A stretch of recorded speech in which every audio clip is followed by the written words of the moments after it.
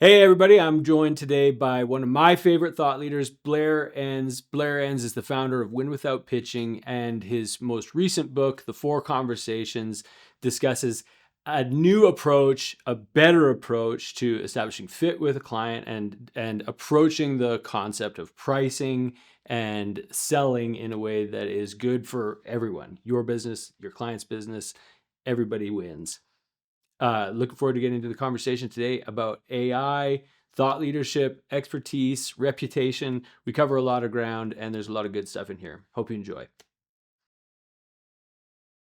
I sign up for the academy, and I've got a pitch coming up, or I've got a like a response I need to give to like an RFP or something like that. I can kind of interact with this on like a as needed basis. And Yeah. So first level, it has to be the best chatbot, the best win without pitching chatbot. So I have met multiple people, many of our clients, I've heard about people I don't know.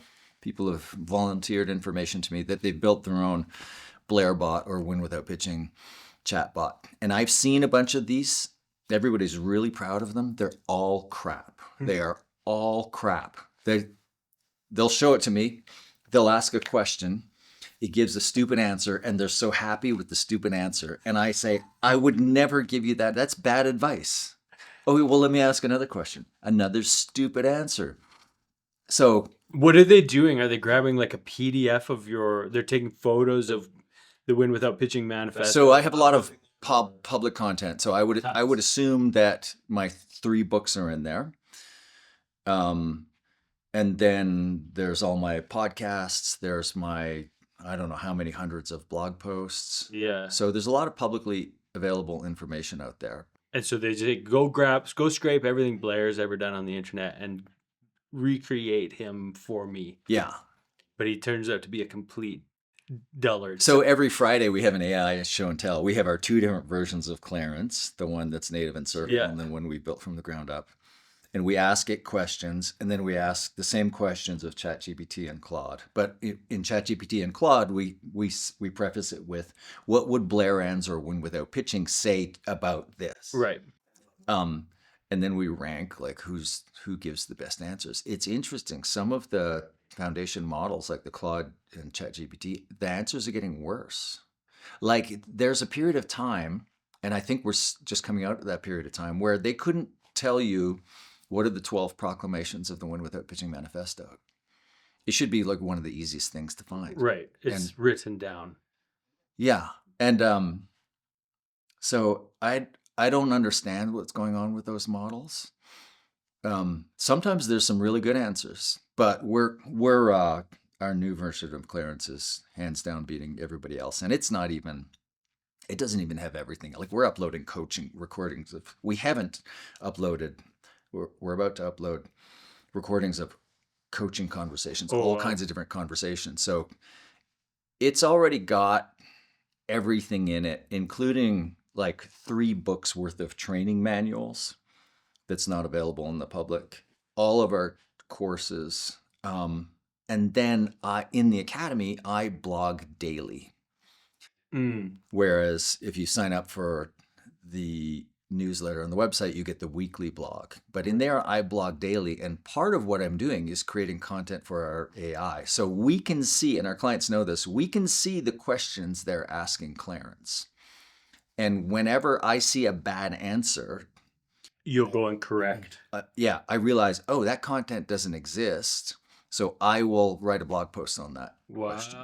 Yeah. So at the basic level, Clarence has to be the best Blair bot or Win Without Pitching chatbot. So our clients can say, well, what do I do in this situation? And then after that, there are the next levels that we're about to start working on. So there's a proposal creator and a proposal analyzer. There's a sales call analyzer, and then a role play. Now, nice. All those 3 things are available. You can go get a sales call analyzer. There's lots of them. You can get proposal creators. There's lots of them. Excuse me.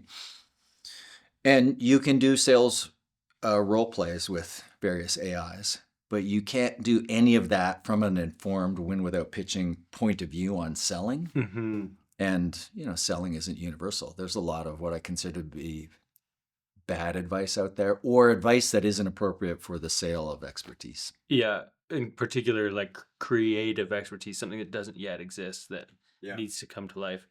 Yeah, I think if you're just looking for like a sales training agent generically, I think there's lots out there. Well, and you're going to find yourself training for any number of different games. I remember working with a guy who sold corrugated cardboard at like massive scales, and there was very little like crossover between like how he would approach his job and how I would approach my job as a sales guy at the time for like a marketing agency. And he was top of his game. Like he was driving around in a Maserati, like he was rolling with commission checks. Cardboard pays well. Yeah, man. If you sell enough of it, agency but world. It's so different. Like it's just a different. You're like fully commodity based selling versus something that is like ambiguous potentially or intangible in some ways, and you're taking the intangible and trying to turn it into something that's tangible that somebody could agree to pay for or whatever. So it's different. And when you're selling, as opposed to your buddy, the cardboard salesperson, how he behaves the client doesn't extrapolate his behavior, how he shows up, the tactics he uses to the quality of what it is that they're buying. In your case, that's the opposite is true. The client's really paying attention to how you behave in the sale because they are buying a relationship with you. And they're trying on, in the sale itself, they're trying on the product. They're trying on what it would be like to work with you. It's not the same for a cardboard salesperson. He can be a douche. He can use all these high pressure sales tactics, and it might cost him the deal. It might win him the deal. The client's not going to extrapolate from that experience to the quality of the product. Right. There, at the end of the day, I can park this sales guy in my contact list and just use the cardboard that I get. I'm not entering into a relationship with them. I'm not going to work with them every day. I'm not trusting him with the most intimate parts of my objectives, professional or brand or business objectives. Like, yeah. So is that kind of, you have something, I was reading your AI manifesto. And you had said something. Because the world needs another manifesto. Yeah, well, absolutely. The first one is you refer to the sample is the sale. The sale is the sample. Or the sale is the sample, sorry. The sale is the sample. What does that mean? Like, could you just expound on it briefly for me? Yeah, it's just what we just talked about, which is in a sale of expertise, unlike in a sale of cardboard, there's two things. The sale is the sample. A couple things are happening. One is they're trying on what it would be like to work with you. And the second thing is the roles that each party will play in the relationship are being established here in the sale. And I make this generalization that there are only two roles that you might occupy in your relationships with your clients and your prospects. You're either the expert or a vendor. Now, it's not correct to generalize that way. Those are really two endpoints on a spectrum. But I think it's helpful to make the generalization that if you're not seen as the expert, then you're going to be seen as just another vendor. You're powerless. You're powerless in the sale. And part of my point of view is if you don't win the sale from the expert position, if you win the sale by being a polite, compliant, needy vendor, then you're not going to be allowed to lead the engagement once you're hired. Therefore, you diminish the likelihood that you're going to do your best work, create the most value, earn the most money.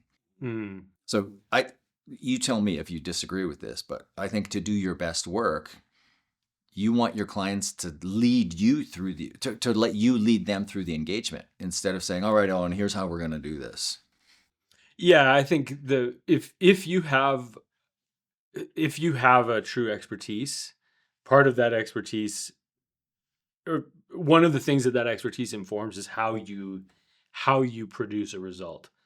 Like, I think it's not just the result itself, it is the way that you get to the result that the expertise is informing. Like, I think that there are context windows, if you will.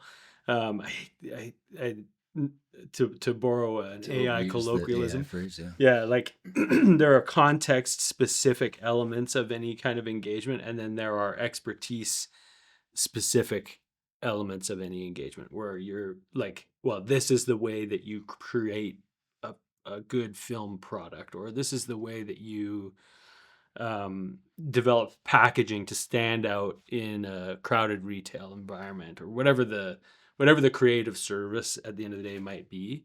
But then there's also like the client brings something to the table.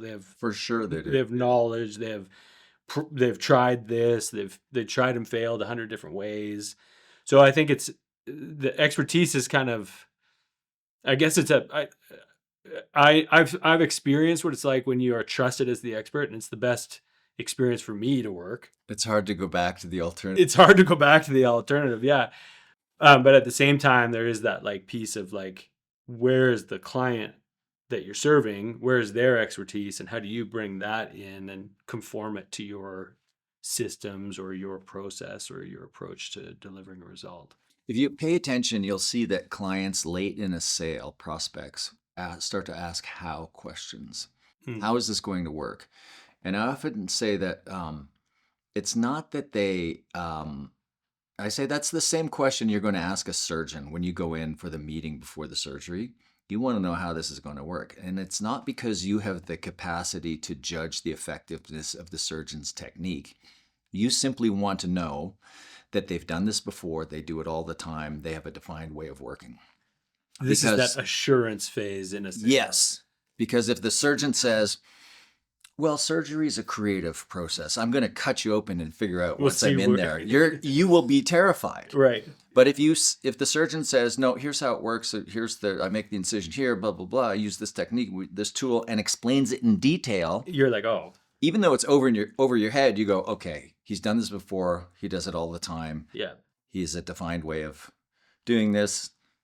And from that, you draw the inference, little variability in process equals little variability in outcomes.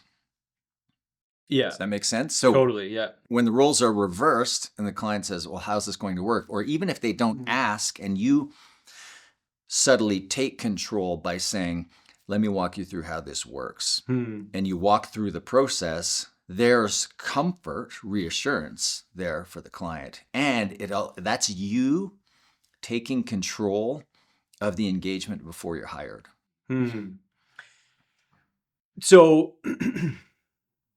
this is, I think that's like a great, like one of the questions in my mind is, in a world where everybody is as smart as whatever subscription they pay for, like I'm as smart as ChatGPT, or I'm as smart as Claude, and ChatGPT is telling you that you are the smartest person. Oh man, yeah, I've blown ChatGPT's mind several times. Revolutionary thinking. Yeah. I guess there's this leveling of playing field around and I know it's not real expertise. So I do understand that, but I think it's valuable knowledge though. There's lots of knowledge, right? And even like, how do I do this? Or what would be the right sequence to do this? And there's a process that it can lay out based on some amalgamation of blogs written or articles written or whatever over time. So how do you see expertise as changing in this new world, this brave new AI powered world that we're living in? In the fewest words possible, it's Rick Rubin's world now. Pure creativity. Like you've seen the video, the clip of him. He's like, I don't know how to use this. I don't play an instrument. I don't know how to use a soundboard. And Anderson Cooper says, well, what do they pay you for? What do your clients pay you for? And in a word, in a small number of words, it's taste and judgment and confidence. He makes the point of saying, I'm confident in my taste. That's human judgment, human interaction.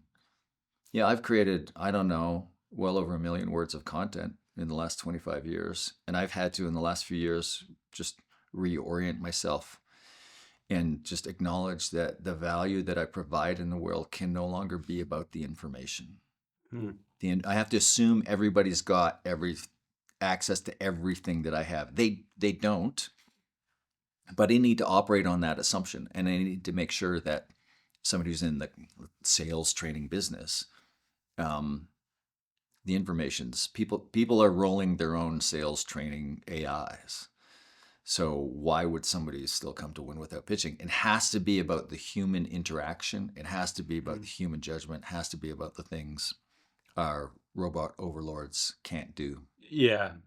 The there's two, I think that there's two things that I see. One is a race to the bottom, which is where we use these tools to create efficiencies to deliver more or deliver the same for less or faster or whatever the lever might be. But the end state of that race is like the commoditization of a service. This is very much leads you to the vendor position, I suggest. And then the other side is like doubling down on being human, relationships, trust, human collaboration, and then the resulting creativity. That seems to me, and I again, that's maybe another spectrum. It's not necessarily a binary choice. It's sort of like more this way or more that way.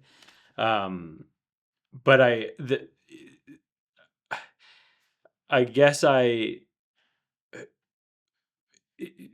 maybe talk to me a little bit about, as like a thought leader, as somebody who's like, your reputation precedes you because of how prolific a writer you are.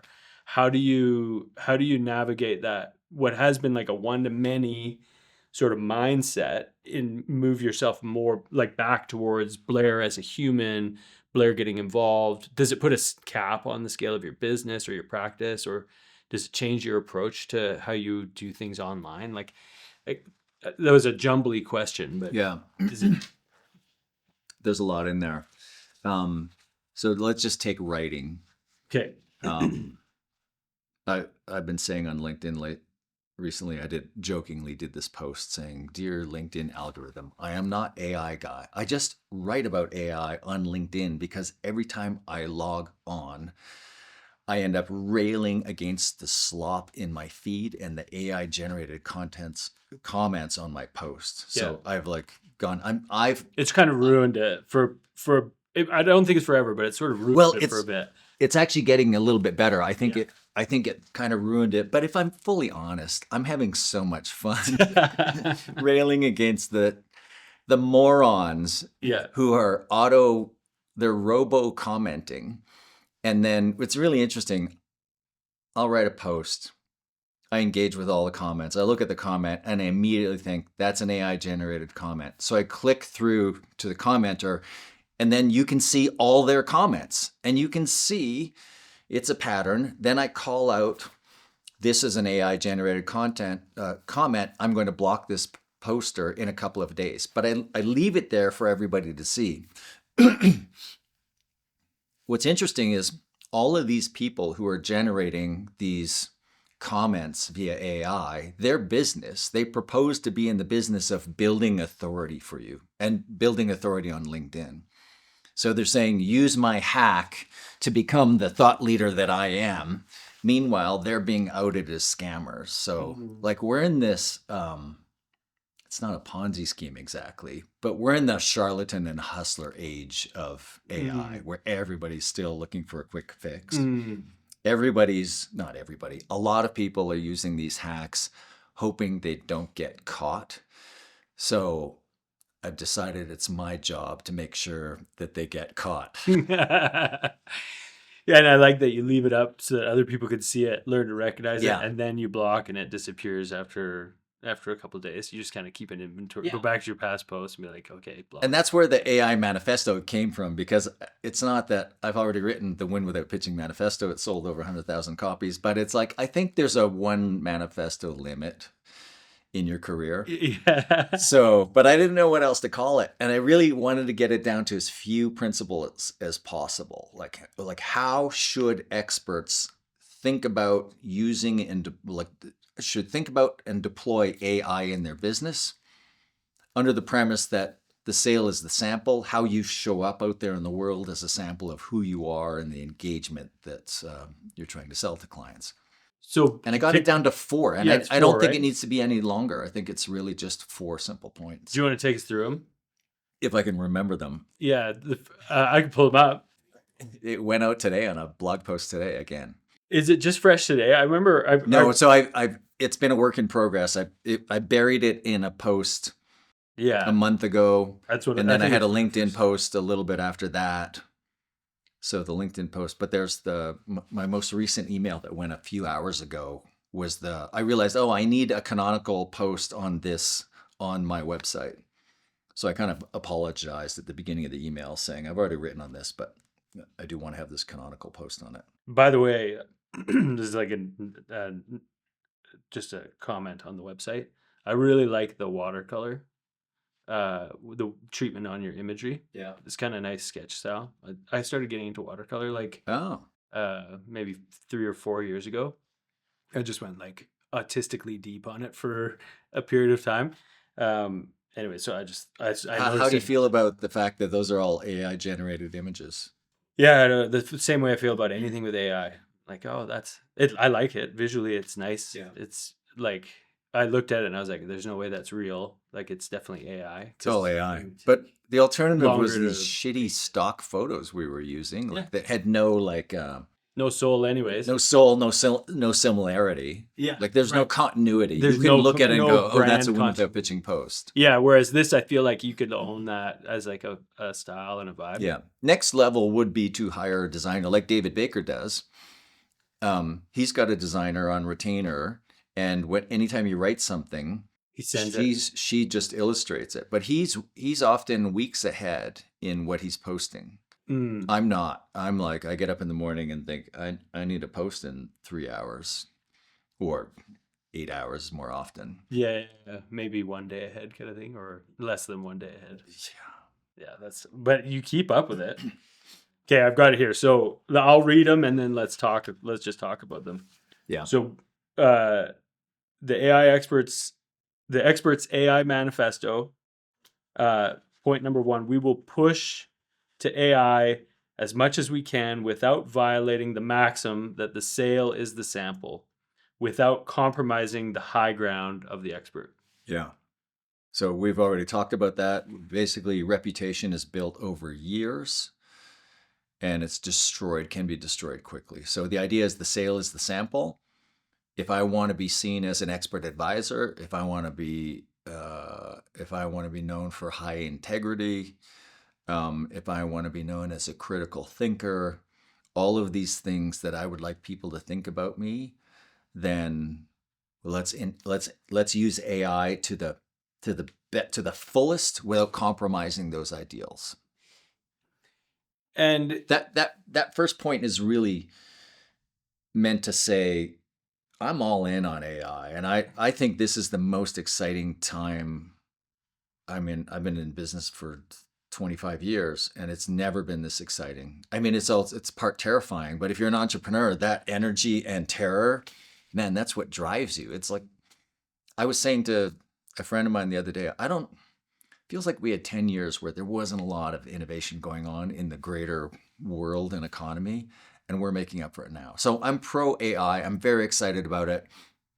All my railing against the shitty uses of it, I don't want people to think that let's resist this moment. No, we shouldn't resist this moment. We should use these amazing tools to do all the amazing things that we can. Let's just not go too far. Let's not do stupid things with it. Well, and I think that there's something to be said for like if all you're using AI for is to write me a post about this and then copy paste and let it rip on LinkedIn or wherever you might be sharing your thought. We're past that now, but that's where it started. Yeah. Yeah, like it's such a surface level, like it's a very it's incredibly derivative by nature, but it's also just like there's so much more innovation that's possible rather than just like posturing as somebody with an opinion. Now we're actually building things. Now we could actually build things. We can, whether it's a system of software, like something that manages your internal systems, whatever it might be. So there is something to be said for now. I think reputation is still like such an interesting reputation is what people think and say about you behind your back. Um, and you still need to build a reputation. The best way is probably through relationship and sitting down and having a conversation or knowing people, like knowing someone. But if you're thinking about reputation at scale, which is kind of an ingredient for this industry, like if you're either an expert or if you're an expert in selling and you're selling your services in some way, you need reputation at scale. So you're using platforms, you're building lists, you're publishing things with some amount of frequency. Like the you still need to do you still need to do all those things, but you need to do them in a more human way. Or what's your answer? What's your thought on that? Yeah, and we kind of started to touch on this a little bit earlier, but what's changed with writing with AI? I noticed as soon as there's AI generated content out there, and realized what a good writer AI can be with some limitations and some very obvious tells. I immediately started writing. So I write in first person. I write my books in so in my blog posts, I'm telling more and more stories. I'm telling more and more stories from my personal life, relating like more vulnerabilities, more admitting of mistakes, just letting more of the humanity. Sometimes I can be guilty of being too professor-like. This is the information I need to convey. It's like accuracy and precision as like an aim rather than Just focusing on the substance of the material, and but I'm letting more of the flavor of me and the business. I mean, I live in a weird little place in the mountains in the middle of nowhere. In the academy the other day, I wrote a post that but a little story that I wanted to tell, and that's that. The night before, a couple days before, a cougar had killed a skunk in my carport. And turns out there's these two young cougars across the street who are, when they leave mom and their siblings, they sometimes stay together. And young cougars are stupid, so they attacked this skunk, and the skunk went down. It died empty, and it sprayed my beautiful white car. So it's like the whole neighborhood reeks, and there's skunk fur. We didn't see it happen, but we pieced it all together. Yeah. And so my beautiful white car is covered with this brown, smelly stuff that I can't get rid of. And it's like there's no detailer where I live. I'm the detailer. Yeah. So I thought, I'm going to write this story, and I'm going to find a way to weave it into a business context, because I just wanted to tell the story. And that's part of, like, I suppose AI could fake that. Yeah. But that would be blatant lying if That's you had just pure AI make up stories. Totally. Which is the third point. So let's not get there yet. Like, I think the second point is super interesting in the manifesto. And that is this: we will accept that whatever function we delegate to AI is a function or a skill that will atrophy in ourselves and our team. Yeah. So maybe expound on it just briefly, but also I guess what I'm really curious about is what's the consequence of that? Yeah, so here we are in Calgary. Last time I was in Calgary, I was thinking about these things, about your atrophying skill when you get AI to do something. And I was thinking about skills that have atrophied in me and others. And I realized I've got this car with this massive screen in it, and it's like the navigation. I used to live in this city, but I don't, and it's a really easy city to navigate, right? It's east, west, north, south. The streets run one way. The avenues run the other way. Everything's numbered. You cannot get lost in this city. But I'm still reflexively using sat nav. And I'm thinking to myself, I used to be able to navigate through the woods with a map and compass. I'm going to go 24 hours without using any electronic navigation. I was like, first of all, I was lost. Second of all, after a few hours, I realized if you're only looking at the map, you don't appreciate your surroundings. You're like, finally, I would start to recognize the landmarks of the neighborhood I was staying in. And it was just a really interesting 24-hour experiment to go without navigation. So, but I'm comfortable with the trade-off. I'm comfortable giving up those navigation skills because what I get in return is fantastic. I can focus on other things. So I don't lament really the loss of my ability to navigate. Fair. Yeah. So with AI, the big thing is writing. And again, for me, I mean, I'm a writer to my core. So writing is what I think about. It's not what we use AI for the most, but it's what I think about. And this faux thought leadership that was generated by AI, it is just the worst. It is the worst pile of garbage. And I have smart people that I know who are pushing back in making their argument for why they should continue to use AI to publish thought leadership. And there are examples. I can think of some people who do a really good job of creating marketing content that is AI generated, but it's not thought leadership. I made the point in other posts that there are two reasons to write. One is to communicate, and that's like marketing and internal messages and the text you're going to write to your partner that says no. And all of those forms of like you're trying to let somebody down easy on a request. I think all of those forms of writing, I use AI for all of it, for help in all of it. I'm a horrible marketing writer. AI writes the first draft of most of our marketing content. The second form of writing, though, is the writing that you do to think. Yeah. Right? I write to think. I think through my fingers. I can't possibly know what I actually think about something until I've written about it. And I don't know if the rest of humanity is like this, but I think through my fingers. So thought leadership is the writing that you do to deepen and codify your thinking. Publishing is the next step. Creating thought leadership with AI is skipping the reason, the real reason. It's publishing that. If you did that writing and you kept growing as a professional and you never published it, it would still serve you, but it wouldn't serve you as a lead generation mechanism, right? It would serve you because you're growing. You're just saying if you do that exercise and never share it. Yeah, and never share it, you would get half of the benefit. You would grow. You would become better at what you do. You are sharpening your own thoughts and your own but philosophy. By publishing it, now you're also building reputation out in the world, and ideally you're driving inbound inquiries. The idea that you can skip the first part and just go to the second, publish, and that's like, as soon as I'm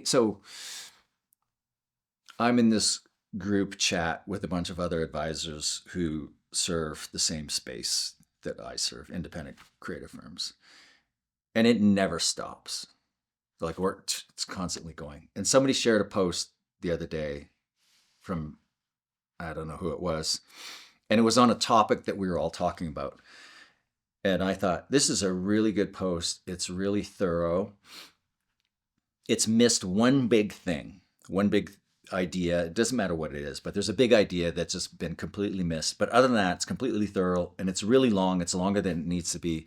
It's well organized. It starts with a story that is personal to the author, that is very obviously true. It was very well, the whole thing was very well captained by somebody who knew what the argument was that they wanted to make. But beyond the initial story, they didn't write that. It was very obvious that the whole thing was written by AI. Now, that's not fair. The whole thing wasn't written by AI. That person collaborated with AI extensively. They had an idea. They had a framework for the argument. They probably could have made it themselves in a lot less time, in a lot fewer words. In the end, I acknowledge this is a really good post. It's AI generated, but it's a really good post. It misses this one thing. But here's my point. I'm no closer to ever hiring that individual. Because that individual created a piece of content that I found useful, it doesn't tell me anything about that person because they did not write that. In fact, because they used AI to help them in writing it, and maybe my reaction isn't your reaction or the same as everybody else's, but I'm like, they are they're out of the consideration set of somebody I would ever hire to help me solve that problem. I As just a have to remove result of the post, as a result of the post, even though it was good information and it was somewhat helpful. they may have been in the consideration set before, Yeah, and but they certainly to were. be honest, I'm not looking for somebody like that to help me solve this problem. I'm in a different. But what you're saying is that the reading that post moved them into a non-consideration set. Other than the opening few lines about a story about their client that was, I assume, was 100% real, there was nothing in there that let me know like who this person was, even how intelligent they were, what other points of view they'd previously considered. There's nothing, and there's nothing in there about, it's like listening to AI generated music. Okay, catchy tune, but it's like I didn't feel anything. you're not wondering about the life that this artist lived. Right. Right? You think of the best hip hop music today or ever, and I'm not deep into the genre, but it's like these people have lived through some shit. Right. And that's why some of this music is so good. Right. You can't fake that. Right? So when somebody tries to fake that, it's like you not only aren't buying, you're further from ever buying from that person. Does that make sense? Yeah, I think that there is we have an innate bullshit detector. Like, and I think in some ways this last year or 18 months, however long this window of time has been, has sharpened that tool for people. Like to the fact where you're like, that comment's AI generated. And then you go and check, and I bet everything about you is AI generated. Right. You have no substance at all. Right. And when you see that, or like, I think like when you detect it and then that's confirmed in some ways, or you've confirmed it for yourself, like it's at least for me, there's like an ick. There's a turn off that happens there where I won't write you off as a human being. No. Because I think that's separate from our digital existence and our physical existence are hopefully separate forever. But this like there is this it's man-made or it's machine-made. And like do you remember the original Blade Runner? Yeah. Harrison Ford plays a character named Decker, and there's his girlfriend, this woman, Rachel. And there's a scene in her apartment, and she has this owl, and he asks, is it real? And it's early enough in the film, you don't know what he's talking about. Is it real? And so the whole movie is about like, what is real? The animals aren't real, they're replicants. And are the humans real or not? That's the whole thing. And it's that scene, I just keep replaying it in my mind. I keep asking myself that question about a lot of stuff these days. Is it real? Yeah, it turns out it matters a lot. Yeah. It turns out it matters a lot. Not in everything. I was on a data science podcast a couple of days ago. Somebody had read the AI Manifesto and wanted to talk to me about how this applies to data scientists. And of this second principle in the manifesto, we have to accept that whatever skill or task we assign to AI is something that will atrophy in ourselves or in our team. They were asking, what about coding? Do you think data scientists should be comfortable with their coding skills atrophying? And I said, I don't know. I think that's an entirely personal question. I think the market will allow for people generating code who don't know how to write code, especially if they're good at something else, like if they have a good design eye. Mm-hmm. And the market will, for the foreseeable future, still value people who can write code. But I think the answer is personal. Do you enjoy writing code? And if you enjoy writing code, you should keep writing code. Doesn't mean you should write 100% of your code or even any of your code at work, but you should write code as a hobby. But that's so I think some of those questions, some of the issues of, do I want this skill to atrophy or not? Am I comfortable with this skill atrophying if I get AI to do it? I think a lot of those questions are personal. There are some foundational ones, though. Critical thinking. I don't think there's a human being out there who wants to delegate, who wants to atrophy in their critical thinking. And I don't think enough people understand that it's hard to be a critical thinker if you don't write. Yeah, I think writing is it is the tool for it. Like it's slow. There's two things that require. This is a thing I've heard. Maybe somebody used AI to write it, but there's two things that require 100% of your focus. One is to draw something as you see it.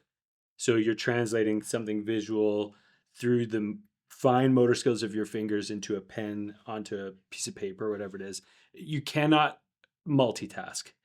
You're either drawing and really exerting what, like it's like requires flow state, or you're not doing it. You're not trying to draw it as you see it. You're just maybe Yeah. scribbling or whatever.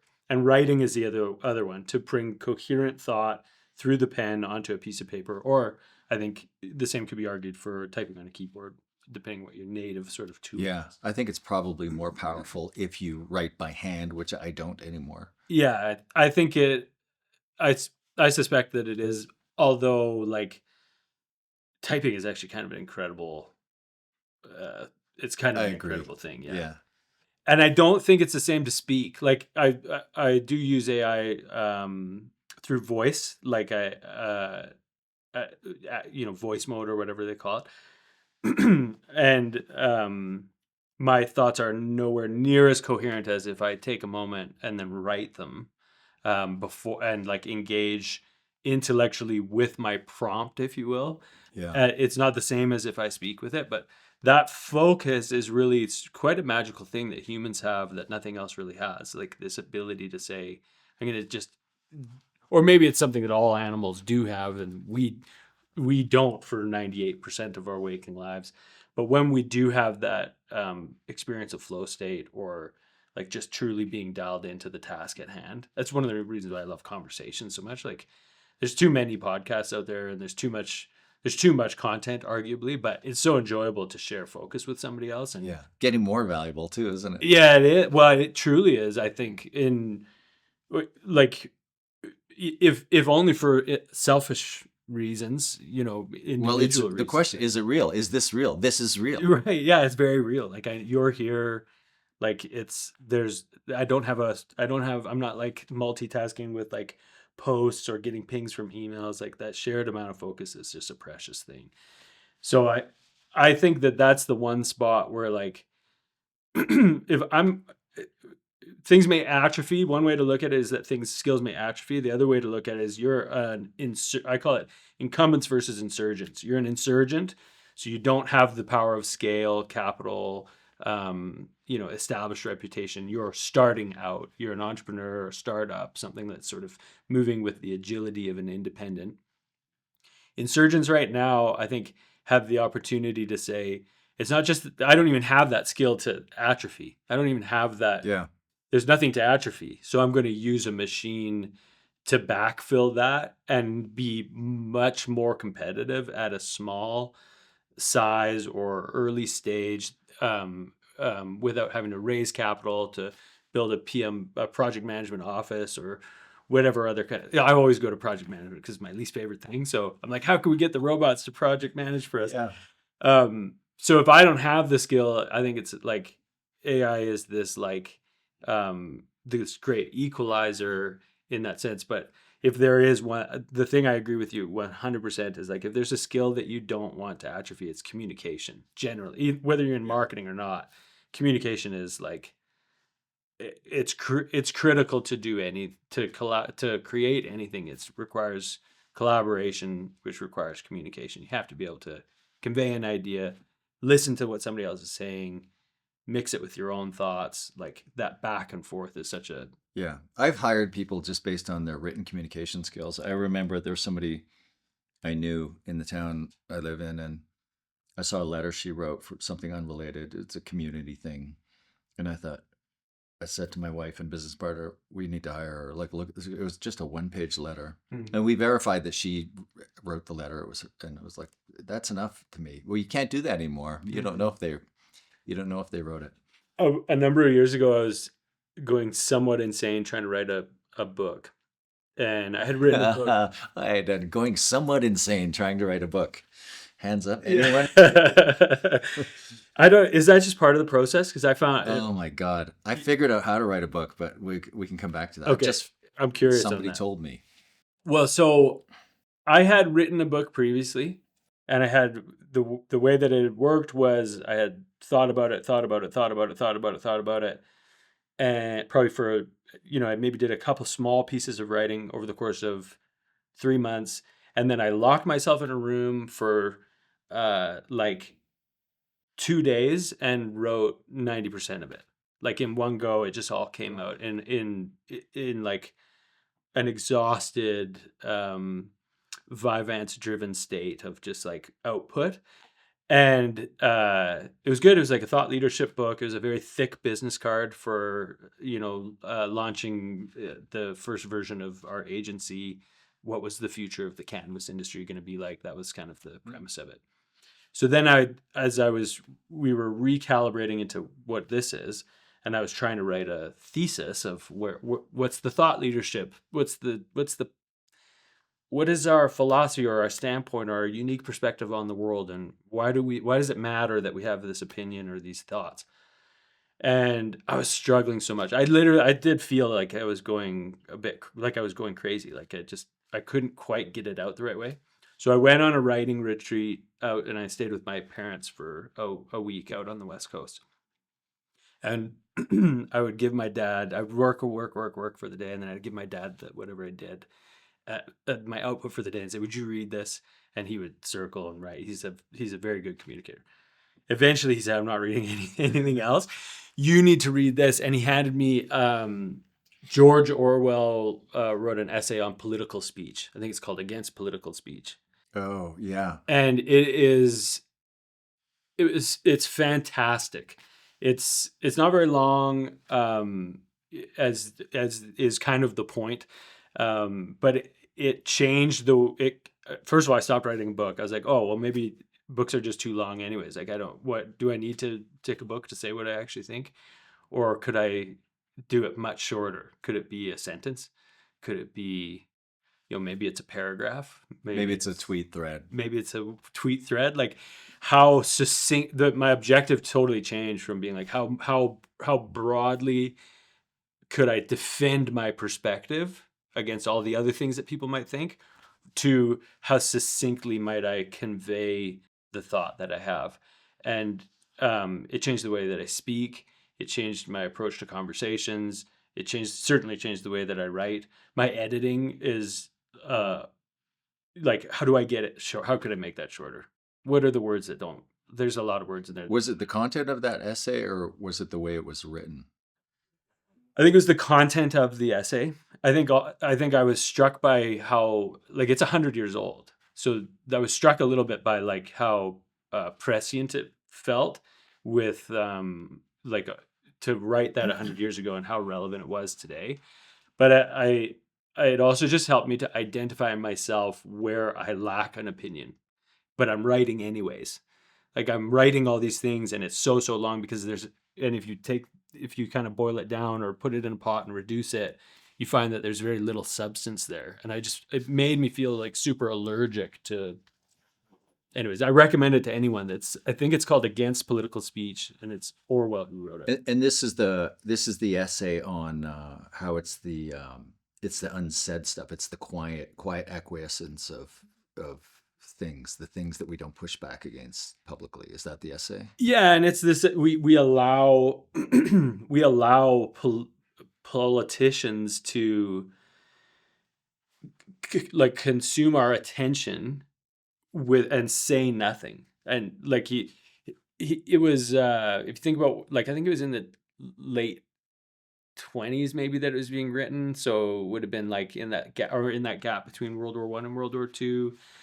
And there's just a lot of pontificating and opinions and people getting riled up. But if you really boil down what that politician was saying, it's nothing. They're not saying anything to you. They're just producing words, and they haven't actually expressed a standpoint or a promised action or anything that would invoke accountability. Do you think that's reflective of the content that's being generated under the guise of thought leadership today? 100%. Like it's when even like AIs, well, I don't know.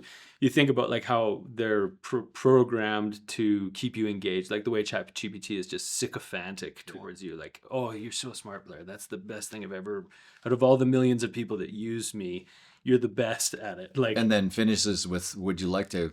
But there's more. Would you but like to go deeper? yeah, right. But they're all the responses for AI, like what it would give back, like, oh, I need an email for this. And it's like, who's gonna read that email? It's like a page and a half long or whatever. I think like um clarity is short. Clarity is brevity. It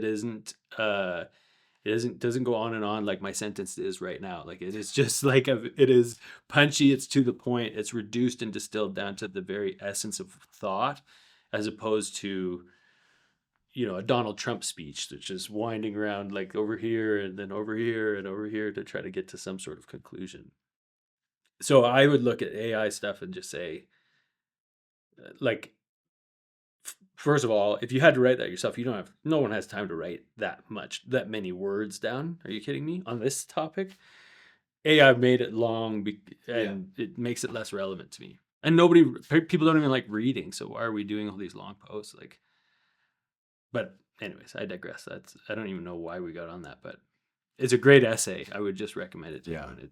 If you want to learn how to like pressure test your thinking as you write, I found it very helpful. So on the subject of trade-off, like I think, there's some skills that you're happy to let atrophy. Others, again, I think critical thinking, which comes back to communication, that's you don't want to delegate that. Yeah, I agree.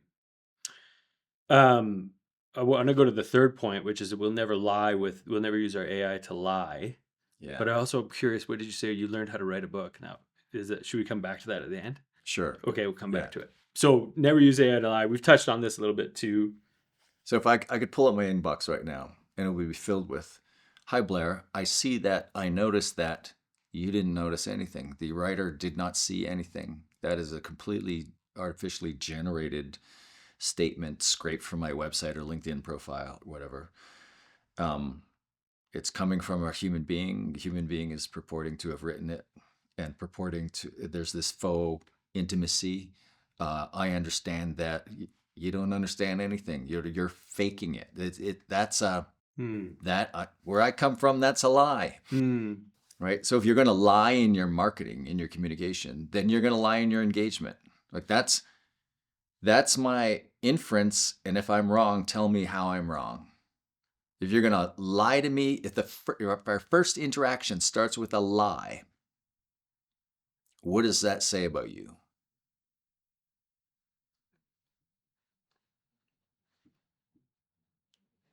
Agreed. I think no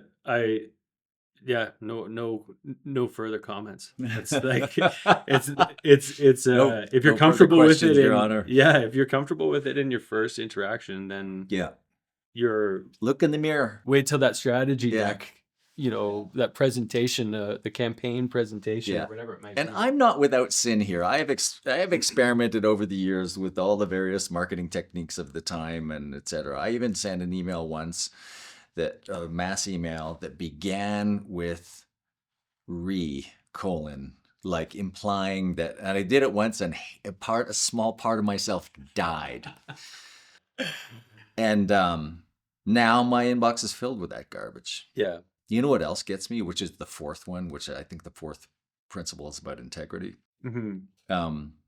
Just these bullshit things that your mother wouldn't be proud of, like the in the subject line. What was that? Where was it going with that one? Well, I think part of so let's talk about the effect of it. Like outbound, I use like a lot of just outbound email. Now so do I in like prospecting and business development, and I'm finding like a significant lower efficacy to my manual efforts, not like the mass effort of like trying to like blast a list or buy a list and just harass them for a while. Like highly targeted, very specific, armor piercing stuff just doesn't pierce the armor the same way that it used to. And I don't know if it's spam filters have had to get ratcheted up because there's so much BS coming through, or if it's just like email is no longer the channel for professional communication. It's project management communication now, maybe. Or So a bunch of my clients and I have tested this, and I'm going to do a 30-day challenge on this. And so you think about what we're talking about here, like what's real. This interaction is real. I think we're in this era of I think we're going to see a resurgence of meaningful outbound, like non-scaled, non-templated, non-AI backed or infused outreach. Email is soiled, and I know this because in a small group we've tested this. Email is soiled. Direct messages on social are still valid, not as valid as a handwritten note. So in this 30-day challenge I'm going to do, I'm preparing for it now. So I built the list of, I'm going to go after a very narrow segment of lucrative type of speaking engagements from a vertical industry that we serve tangentially. So I've got preparing my list. I created some personal stationery with my name and mobile phone number on it and my email address, but the business name isn't there. It's in the email domain. And once a day, I'm going to do a handwritten note to an individual, put it in a copy of my book, sign the book, and post it to that person. I love that. And here's my thesis. My thesis is, if you quit thinking of marketing as campaigns and you think of it as a daily act, a ritual, or even a devotion, where the value of the act itself is reward enough, and you do this act once a day, I think you will fill your pipeline in perpetuity. I think if you can do a daily note to somebody where you take the time, do a little bit of research, and do a handwritten note that says, here's what I really appreciate about what you and what you are doing. If I can ever be of assistance in this area, please let me know. So it's basically a thank you note to somebody you don't even know. It's a note of gratitude and appreciation. And if you have a book and you can give them something, and in the book I'm sending, I'm actually highlighting sections of the book and putting sticky notes on them. So it's almost like you get this book in the mail. Just read this. I get lots of books in the mail. Lots of my clients write books. Yeah. And some of them have sticky notes and highlights of like, here's where I quoted you, Blair. Or this might be relevant to you. Like, that's really hard to ignore. And if I see the true value as in the act of the devotion to the act and the service of expressing appreciation to somebody. Yeah, I do hope to do business with them, but I've taken some time, even if I didn't know them before I sat down and spent 20 minutes doing some research, I find out something about them or what their organization's doing. And I just write a short note of appreciation and say, if I can ever be of assistance, feel free to reach out. And if with no expectation, and I feel better about having done the act, and if I can do that, I don't even think, and I'll test this, but I don't even think you'll be able to do it every day, because I think after about 20 or 30 days, you'll be so busy with responses, it will be hard to maintain the daily act. So how do you think about, would you have any plans on like follow-up? Like you send this thing and it's kind of like it's a one-way mirror. Like you don't know what's going on. I think it's a LinkedIn connection request a week later. Okay. And that's it. Then leave it. Yeah, I think that's it. Yeah. Okay. And I had a client of mine test email, direct messages on LinkedIn, handwritten notes that were mailed. And he just quit emailing and direct messaging people. He said, if I have their number, I'll text them, or I'll write them a note. And he was shipping notes, and he always, his ask was, hey, I'm going to be in town. Did you want to have coffee? And he travels a lot, and he was going to Europe. He was going to a couple cities in Europe. So he identified some people in those cities, wrote them handwritten notes, couriered them over, had them posted locally in the country. So it shows up in the post, not a courier. And there's a handwritten note from somebody saying, hey, I'm going to be in town for this conference. Are you interested in having coffee and talking about how we might be of assistance? And I forget what his numbers were, but the handwritten stuff, the response rate was through the roof. That's amazing. So it's like everybody's using the tools, everybody's chasing scale. It's so easy to spam your TAM, right? And fake this personalization. What about if you actually did what we used to do back in the old days? Yeah. Yeah. What if you did something that was real? Yeah. Undeniably real. Yeah. And what if the value of it, the primary value of it, was in the feeling that you got for writing that note of appreciation? And you had no expectation or little expectation of getting business out of it. And you're not asking for a meeting. I mean, this guy was traveling, was going to be in the city. I think it makes sense in that context to ask for a meeting. I think in other contexts, other people more comfortable with that approach than me, I think they could make that work. I don't want to have meetings with people. I want them to give me very lucrative speaking engagements. Right. And so, yeah, and I'll write about how when we run the 30-day challenge, I'll participate in it, and then I'll publish the results. Do you have a special pen for writing?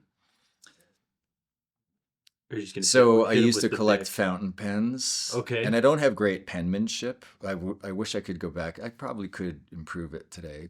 But I write in the color of my latest book. The teal green, like kind of a teal green for the 4 conversations. Yeah.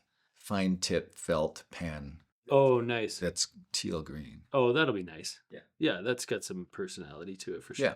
And it adds to the ritual, I would say. Yeah. Like if it you're does. just grabbing that corporate pen that got mailed to you by a B2B service company, then you're buy it's not Watermark. What's the whatever, buy the fancy pen. Buy the fancy pen. Yeah. Do it. Yeah.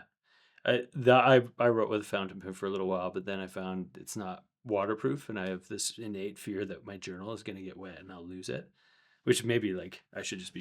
I'll show you a picture of my wife. My wife left her daily moleskin out in the rain the other day. Oh no! And I took a picture of it because it's like a work of art. Just like bleed spots and whatever. Oh my god! Yeah, it's actually quite beautiful.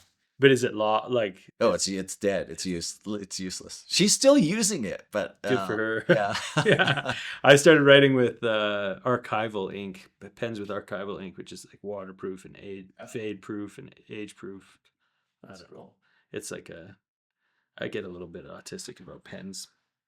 I think we covered the 4th one, but just so that we have it, and we'll say it. So the 4th in the manifesto is we will act with integrity, which has to do with it's beyond lying. It's the actual actions of how starting you it's not gaming it. Starting labeling an email subject to imply that you're in the middle of a thread already, in the middle of a conversation. Another part of that is burner email domains.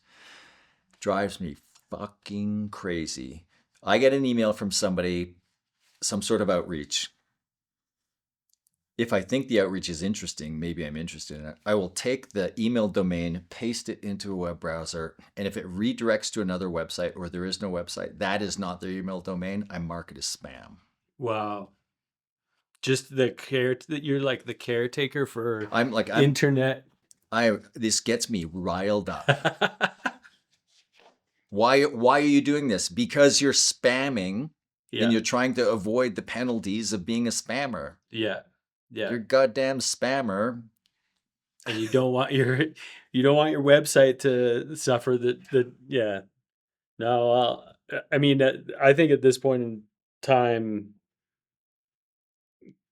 it's cooked. I feel like email's cooked. I think we've soiled the nest. It's done. It's done. Okay, so last thing, maybe close us in on this. How do you write a book, and should you? So yeah, you should write a book. And it really, so I've written 4. I don't talk about the first one because I wrote it with somebody else and it had some of her stuff in it. It's out of print now. Um, so I've written 4 books, and people ask me, well, how do you write a book? And the answer is, I don't know. You bleed, you suffer, and then it's done. And like childbirth, you purge it from your memory. But I recently read Elizabeth Gilbert's book, Big Magic. And it's one of these books, it's kind of like The War of Art by Stephen Pressfield or On Writing by Stephen King. It's one of these books on creating, and it's a fantastic book. It's up there with The War of Art.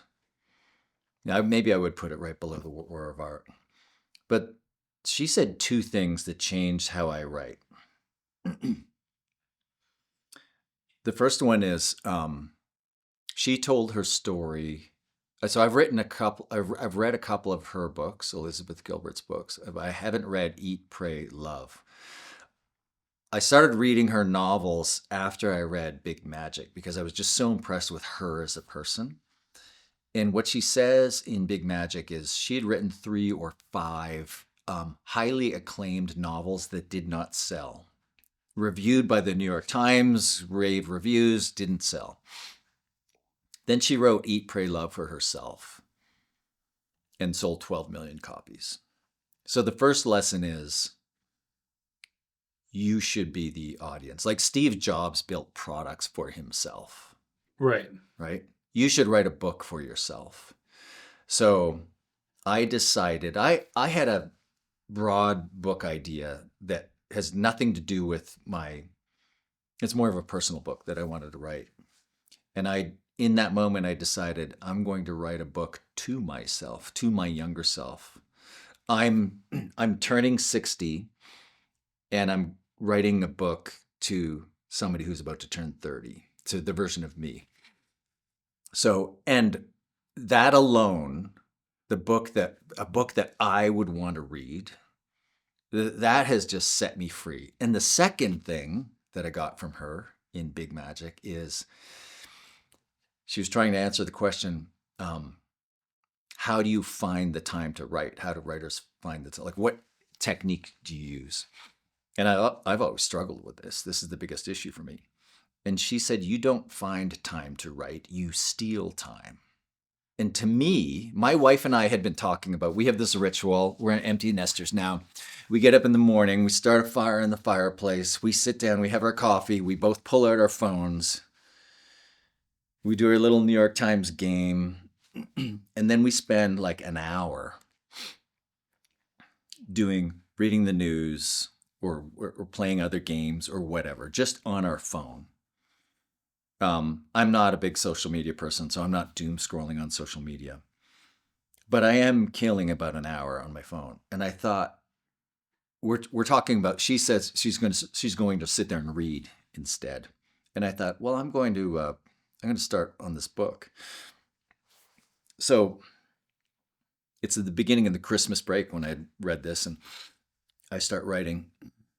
And then during other moments of the day, so I'm filling up an hour quickly writing, and then other moments of the day when I'm like, instead of reaching the phone and checking soccer scores or, how many views did I get on that LinkedIn post, I would grab it and start writing. So I'm almost done it takes me 8 years to write a book. On average. On average. A few months in, I'm almost done the first draft, which is entirely, and at some point I realized, the promise I made to myself was I'm going to write the entire first draft with my thumbs on my phone. Oh, cool. And then when I'm done the first draft, that's not how I usually write. I usually write a different way at the computer. But it's written on stolen time. And it's a book I'm writing for me, to me, for me. That combination of stealing time from something you would rather not be doing, and then writing on a subject matter that you are really personally interested in, beyond just, oh, this would be good for my career. Like, I'm interested in this. This is my profession. This would be good for my career if I wrote this book. If you can find a way to actually do that and then angle it towards you, where you are the audience. That combination has just completely unlocked me. It's a game changer. And unlocked the thought and the flow and Yeah. the movement of your ideas onto into the page or whatever it I used to think I need a 2-hour block to sit there and write. Yeah. And now it's, You I'll be in a 15 waiting room minutes. somewhere and other people are doom scrolling and I'm working on my book. Yeah, that's cool. Or there's a book of compiled quotes and advice and letters that Ernest Hemingway wrote on writing. It's like, I think it's called Ernest Hemingway on Writing. And it was sort of a labor of love that somebody put together after his death, of just all these newspaper articles or letters that he'd written or whatever it might be, just little excerpts. So they're all quite short bits of wisdom. But one of them is like, he will never write to exhaustion.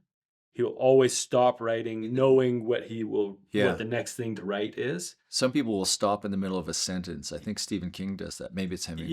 Yeah. Well, because then when you come back, you're like, oh, right.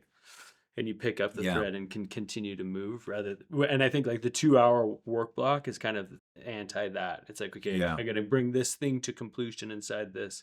So I love that idea of stealing time. Also, I love the idea of just less wasted focus, less wasted attention. We're so flippant with our attention. And I think now feels like a time, maybe more than ever, where our attention, we should be treating our attention as a precious thing and being far less casual with it.